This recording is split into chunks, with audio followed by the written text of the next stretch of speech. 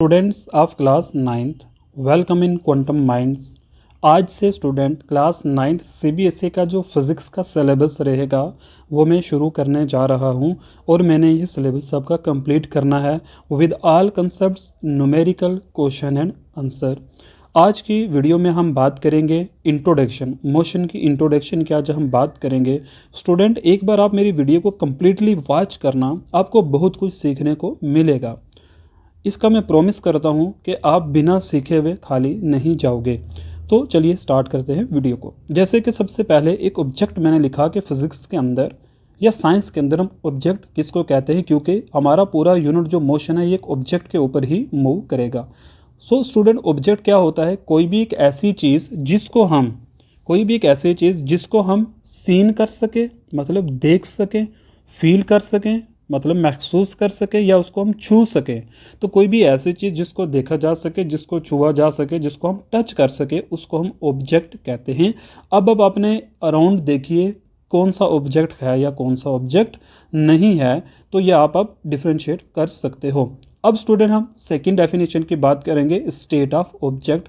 कितने किस्म की स्टेट ऑफ ऑब्जेक्ट होते हैं? अभी मैंने स्टेट ऑफ मैटर की बात नहीं की है स्टूडेंट, मैंने सिर्फ स्टेट ऑफ ऑब्जेक्ट की बात की है कि how many state of object. काफ़ी सारे स्टूडेंट इसमें पजल होंगे, स्पेशली क्लास नाइन्थ के। वो बोलेंगे सर देयर इज़ 5 और 6 स्टेट ऑफ मैटर और object. But student in physics के टर्म में हम जो बात करने वाले हैं वो है 2 स्टेट्स की बात हम करेंगे। First is rest and second is motion.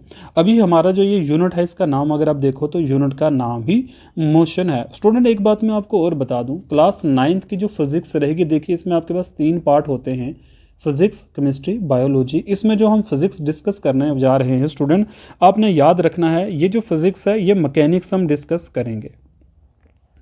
यह आपने याद रखना है, हम मैकेनिक्स की बात करेंगे यहाँ पर। अभी मैकेनिक्स क्या होता है? तो सिंपली यही होता है study of state of object. मतलब ये स्टडी करना कि ऑब्जेक्ट रेस्ट में है या मोशन में, इसी स्टडी को हम मैकेनिक्स कहते हैं। एक ऐसी ब्रांच ऑफ फिजिक्स जिसके अंदर स्टेट ऑफ ऑब्जेक्ट की स्टडी की जाती है और फिर इसके रीज़न, मतलब किन काजेज़ की वजह से रेस्ट में और मोशन में ऑब्जेक्ट होते हैं, उनकी हम बात करते हैं।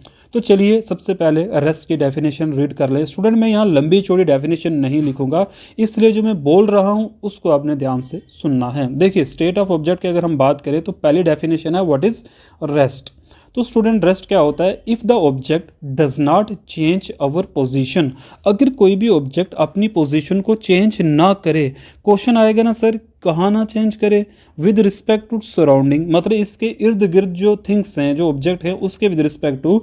अगर ऑब्जेक्ट अपनी पोजीशन को चेंज नहीं कर रहा है, पोजीशन होता है जहाँ पर ऑब्जेक्ट प्लेस्ड होगा, जहाँ पर ऑब्जेक्ट मतलब खड़ा होगा या जहाँ पर ऑब्जेक्ट आपने रखा होगा। एंड टाइम का मतलब ये है कि with the passage of time, time के गुजर। देखो यहाँ पर स्टूडेंट मैं एक बात आपको क्लियर कर दूँ, टाइम कभी किसी के लिए नहीं रुकता है, टाइम हमेशा ही मूव करता रहेगा, हमेशा ही चेंज करता रहेगा। इसलिए आपकी जो स्पेशली मतलब यहाँ पे डेफिनेशन में मेंशन करना, वो सराउंडिंग आपने मेंशन करना ही करना है। तो अगर कोई ऑब्जेक्ट अपनी पोजीशन को with respect to surrounding change नहीं कर रहा है तो हम बोलेंगे ये ऑब्जेक्ट किस में है? रेस्ट में है। जस्ट लाइक जैसे स्टूडेंट मैंने एक मार्कर यहाँ पे रखना है, आप ध्यान से देखते रहना। मैंने एक मार्कर यहाँ प्लेस करता हूँ, तो ये मार्कर अगर आप ध्यान से देखो तो ये मार्कर मूव नहीं कर रहा है। It does not move, it does not change our position. So sorry student, ये ग्रेविटी की वजह से हो सकता है हो गया हो, क्योंकि हमारे पास ये स्मूथ सरफेस है। तो मैं दोबारा से आपको समझाता हूँ। देखो ये मार्कर खुद ब खुद मूव नहीं कर रहा, it does not change our position with respect to surrounding. तो हम क्या कहेंगे? ये किस में है स्टूडेंट? रेस्ट में है। तो अभी जो इससे पहले मूवमेंट हुई थी, आपने आंसर करना है ये मूव क्यों किया था, किस वजह से मार्कर मूव कर गया था।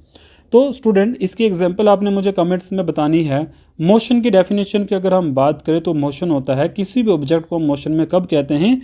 अगर ऑब्जेक्ट अपनी पोजीशन को with respect to surrounding and time change कर दे तो हम बोलेंगे ऑब्जेक्ट स्टूडेंट किस में है?